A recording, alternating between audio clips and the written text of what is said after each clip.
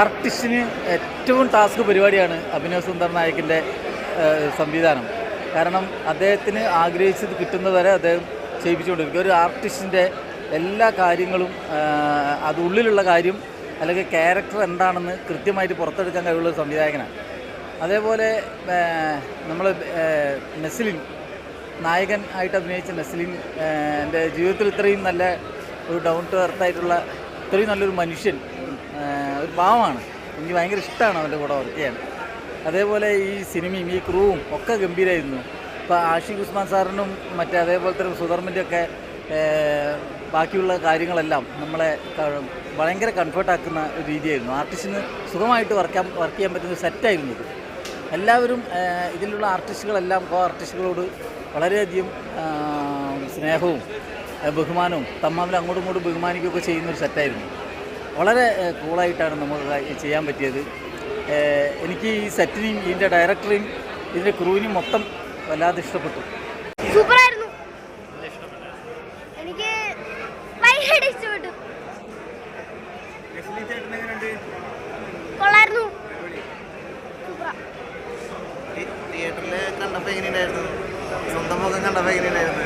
സൂപ്പറായിരുന്നു. അല്ല, ഇതിനു മുമ്പ് 11 സിനിമ ചെയ്തിട്ടുണ്ട്. ഇപ്പോൾ ഇത് 8ാമത്തെ സിനിമയാ. വേറെ കുറച്ച് സിനിമകൾ റിലീസ് ആവാനുണ്ട്.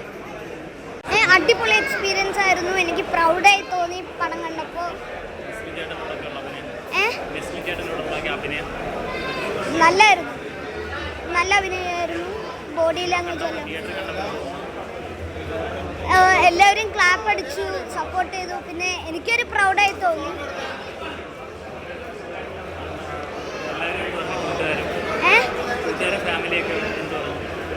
അവരൊക്കെ അടിപൊളിയായിട്ടുണ്ടെന്ന് പറഞ്ഞു. സിനിമ നല്ല പ്രതികരണമാണ്. ഓഡിയൻസ് എല്ലാം നല്ല റെസ്പോൺസ് ആയിരുന്നു. അപ്പം നന്നായിട്ട് തന്നെ എല്ലാം വരുമെന്ന് പ്രതീക്ഷിക്കുന്നു. എല്ലാവരും കാണുക. പടം ഒരു തവണ കണ്ട് ഇഷ്ടപ്പെട്ട് കഴിഞ്ഞാൽ രണ്ടാമതും കാണുക. അത് കൂടുതൽ ഇഷ്ടപ്പെടും, എനിക്ക് ഉറപ്പാണ്. Thank you. അത് ആയിട്ടില്ല, ചർച്ച തുടങ്ങിയിട്ടില്ലല്ലോ. നമ്മൾ ജസ്റ്റ് ഫസ്റ്റ് ഷോ കഴിഞ്ഞതല്ലോ. അത് ചർച്ച ചെയ്യപ്പെടുമെന്ന് തന്നെ പ്രതീക്ഷിക്കുന്നു. വളരെ നല്ല എൻകറേജിങ് ആയിട്ടുള്ള റെസ്പോൺസാണ് വരുന്നത്. ഷൂട്ട് വളരെ സ്മൂത്തായി പോയി. എനിക്ക് കൂടുതലൊന്നും നല്ല ഹാപ്പി ആയിട്ട് ഷൂട്ട് പോയി. ഇപ്പം ജസ്റ്റ് റിലീസ് കഴിഞ്ഞിരിക്കുകയല്ല. അപ്പോൾ കൂടുതൽ എനിക്ക് തലയിലൊന്നും വരുന്നില്ല. ആ ഒരു പൊസിഷനിലേക്ക് എത്താന്നുള്ളത് നമുക്കിനി ഇതിൻ്റെ അകത്തുനിന്ന് മനസ്സിലാവും. അതിൻ്റെ ഒരു സ്റ്റോറിയാണ്. ഉണ്ട്. അപ്പോൾ പൊളിറ്റിക്സ് മാത്രമല്ല, നമുക്കൊരാളെ എത്ര കഴിവുണ്ടായിട്ടും കാര്യമില്ല. അപ്പോൾ നമ്മൾക്കൊരു ലക്കം ഉണ്ടാവണം. നമുക്കൊപ്പം നിൽക്കുന്ന ആൾക്കാർ നമ്മളോടൊപ്പം നന്നായിട്ട് നിൽക്കണം. എനിക്ക് മാത്രമേ അത് സിനിമയാവുകയുള്ളൂ.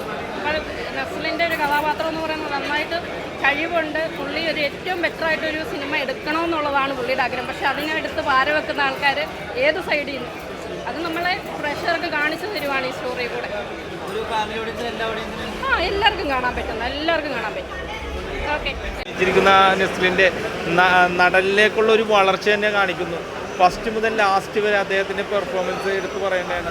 അതേപോലെ തന്നെ വിനീത് ശ്രീനിവാസൻ, സംഗീത് പ്രതാപ്, അപ്പുണ്ണിച്ചേട്ടൻ, പിന്നെ ഷറഫുദ്ദീൻ, അങ്ങനെ ഒരു നീണ്ട നിര തന്നെയുണ്ട്. അവരെല്ലാവരെയും ജഗദീഷ് ചേട്ടൻ, അവരൊക്കെ ബെസ്റ്റ് പെർഫോമൻസ് തന്നെയാണ് ഈ ഒരു ചിത്രത്തിൽ. അപ്പോൾ ഒരു നല്ലൊരു സ്ക്രിപ്റ്റ് അദ്ദേഹം അണിയിച്ചൊരുക്കുകയാണ്. സംവിധായകന് ബിഗ് സല്യൂട്ട്. പിന്നെ എനിക്ക് പ്രേക്ഷകരോട് പറയാനുള്ളത്, നിങ്ങൾ മഴക്കാലത്ത് മഴയാണെന്ന് വിചാരിച്ച് തിയേറ്ററിൽ വരാതെ നിങ്ങൾ ഇരിക്കരുത്. നല്ലൊരു തിയേറ്റർ എക്സ്പീരിയൻസ് നിങ്ങൾക്ക് മിസ്സാവും. നല്ലൊരു ചിത്രം തന്നെയായിരുന്നു. ഏറ്റവും പുതിയ വാർത്തകളും വിശേഷങ്ങളും വിരൽത്തുമ്പിലറിയാൻ സീ മലയാളം ന്യൂസ് എല്ലാ ഡിജിറ്റൽ പ്ലാറ്റ്ഫോമുകളിലും ലഭ്യം.